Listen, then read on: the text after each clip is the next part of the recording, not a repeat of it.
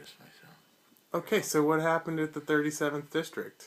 Well, this is my first excursion into local politics, and I was got involved because I'm very angry at what the city did to me and the county did to me.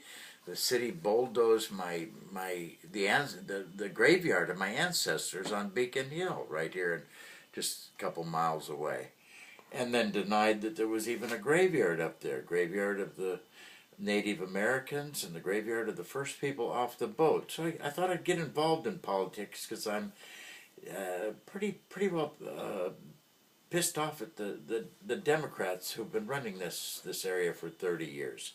So I went to this caucus, and it was all very interesting to me, watching Robert's Rules of Order and how things played out, and so it was democracy had gone wild, it had gone crazy. There was a King County chairwoman named Lori Sotelo, and there was another organizer there, and it turned out that the one organizer, Tamra, had more people. I mean, but this upset Lori quite a bit, and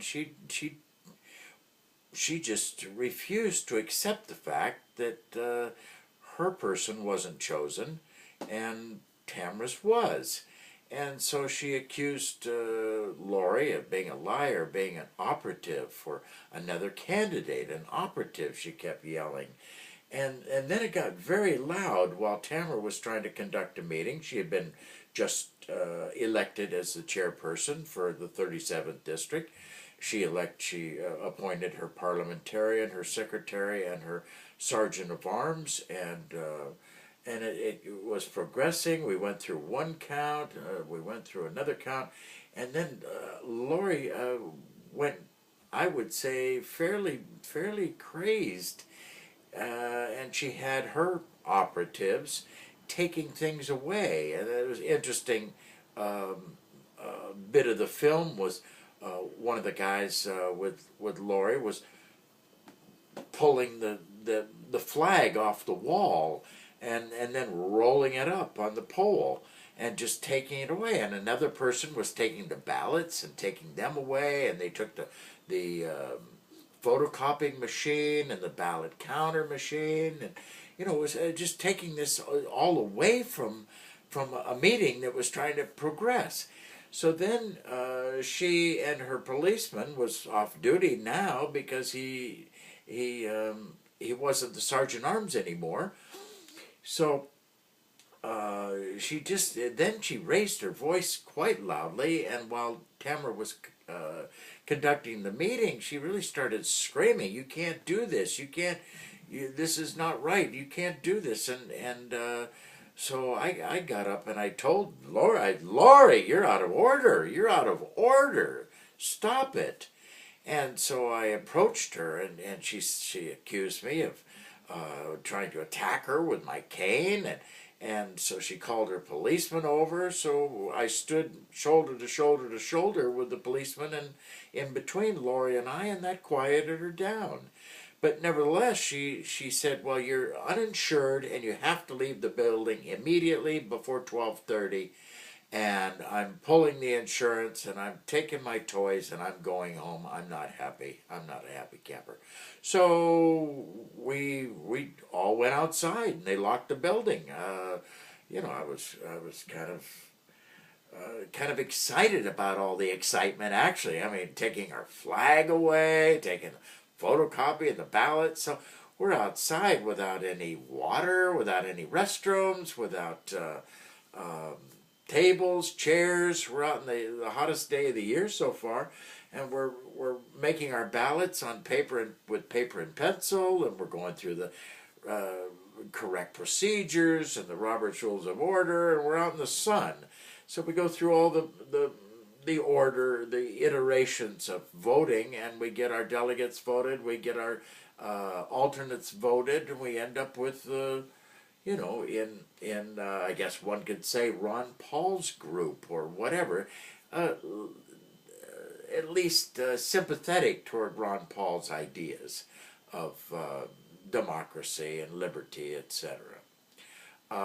So we ended up with 11 and 4 alternates and ready to go to the next week. And that was April 21st, I believe, on Saturday, the 37th District Caucus. So today, when we arrived at the caucus, we had a good group of people from these two districts that had kind of leaned toward Ron Paul, one could say. I don't know. Any questions? Yeah, if you could say anything to Lori Sotelo right now. I'm of the feeling that you don't find peace through strength, and this is the platform, part of the King County Republican Caucus platform that I took umbrage with. That we stand with we go for peace with strength, and the only way to have peace is to wage peace. It's the first thing you do is you dig up the first casualty of war, truth, and you find out the truth, and then you figure out some sort of justice for that truth, and then you have a reconciliation, and everybody agrees on this. This is the only thing that worked in South Africa, and it still could work in the Middle East today. I just returned from the Middle East, and there's nobody there wants war, So I feel that the truth is, which will come out in every different fashion, cell phones and handycams and things like that, about totally irrational actions by Lori Sotelo, but nevertheless, that's the truth. And the justice, I would say, it may blemish a great career, but it shouldn't destroy her career. She's an amazing organizer and a very strong woman in King County and in the state, for that matter. And so I shouldn't think it would even blemish her career, but there should be a notation, I guess, from the different stratas of the Republican Party. There should be a letter maybe sent, a citation, I don't know what they're called in these caucuses, and then there should be reconciliation. Let's get forward. We all essentially want the same thing, is to get rid of the Democrats in town, in the state, in the county, in the country. I think the goal is the same. And so this shouldn't be carried too far. It's local, and let me tell you, it was a lot of fun. A lot of fun to see this activity. There was great activity and great amount of earnest to keep it together and to keep going. Like I say, we conducted our meeting. Took us maybe 5 hours in the sunshine. I got plenty of sun. It's the first sun of the year, and felt good about it. But we were standing up there. Somebody ordered pizza, others ordered water, and but we were locked out of the school and told that everything we did was illegal or whatever, But okay, all right, thank you. Well, you're very welcome. Yeah, because